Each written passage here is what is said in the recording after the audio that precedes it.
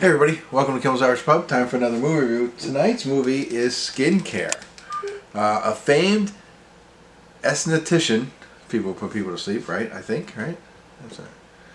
No, that's an anesthetist. I don't know.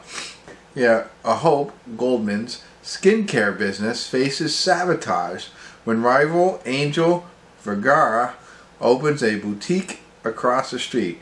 Aided by her friend Jordan, Hope seeks to uncover who's trying to ruin her reputation. Let's see. Yeah, okay. That does nothing for me. I don't know if this is based on a true story or what. 5.8 on IMDb, 2,733 people. Elizabeth Banks, who I believe also directed it. Could be wrong. I am. She might be in there somewhere. I thought she had something to do with it. She's in the movie. But the director is listed as Austin Peters. And Austin Peters didn't really do much else that I've seen. But I'm sure he's great. So, sorry I didn't do enough research on that. And Louis Pullman is in it. Nathan Fillion, or whatever. Nobody else I recognize. Now as I look at this, I don't know if I made the right decision. But we're going to find out. We're going to get into it. It's an hour and 36 minutes. I had it on my list here. It's actually at the top.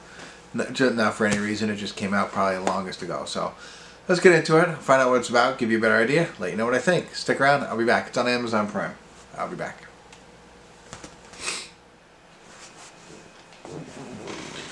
Hey everybody. We're at the credits of Skincare. And I didn't know this. I don't think I mentioned it in the beginning, if I did know it, but it's a fictional story based on true facts, is what it is.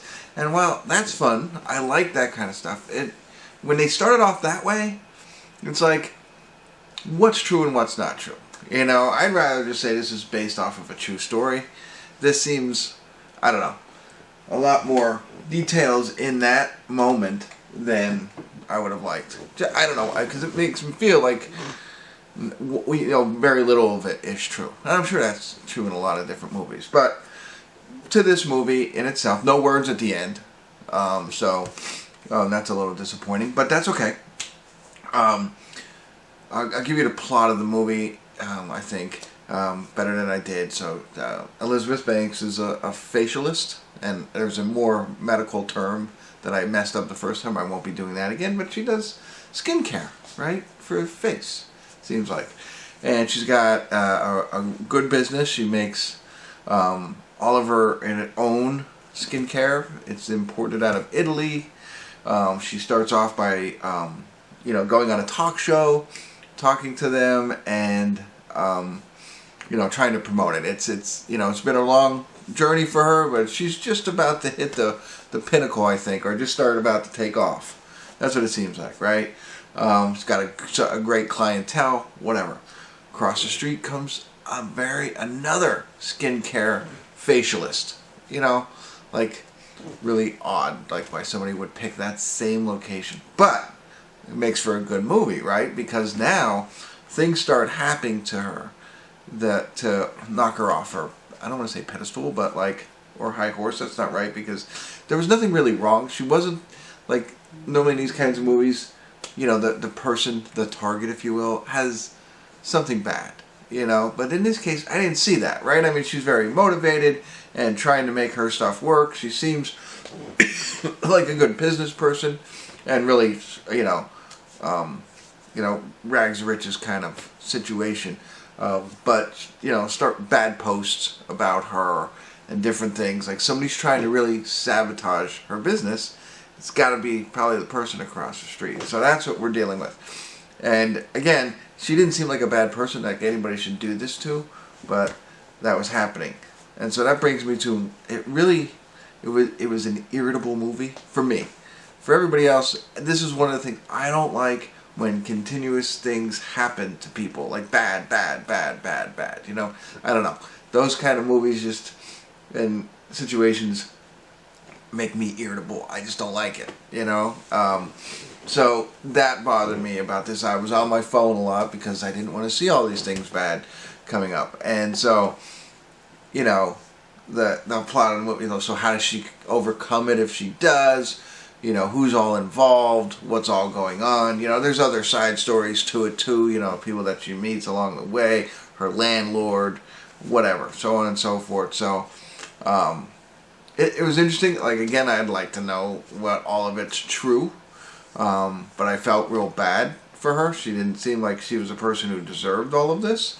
And I don't know. I thought she did a great job. I think she did a great job directing, great job acting. You don't see her that much anymore. But I don't know what else to tell you about it. I mean, really, I think it's a decent movie.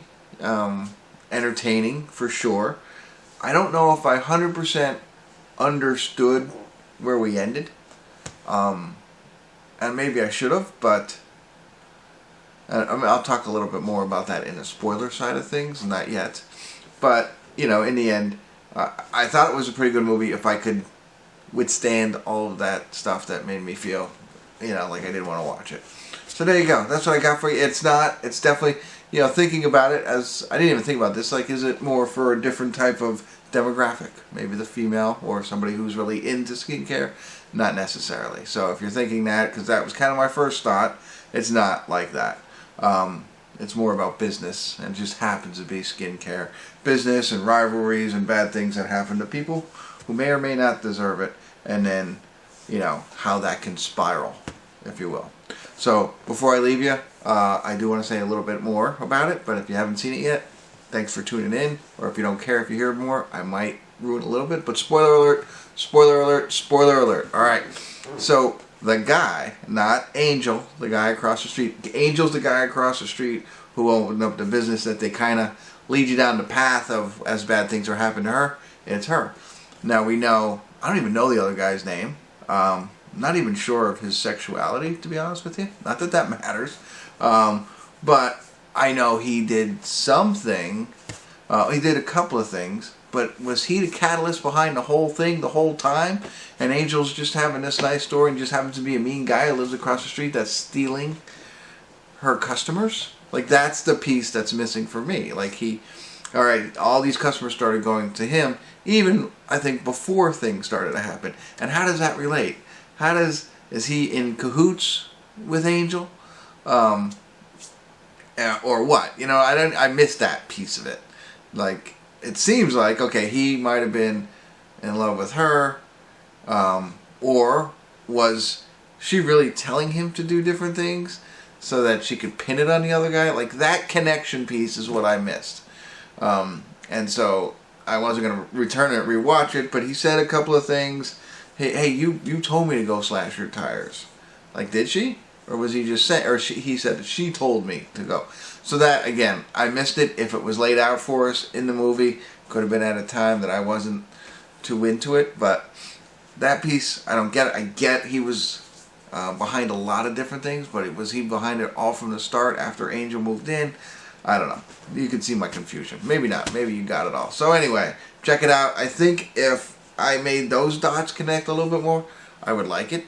But I didn't want to spoil it for anybody. But I'd still be irritated throughout the entire movie as bad things kept happening to her. So there you go. Now, if she was the mastermind behind it all, like no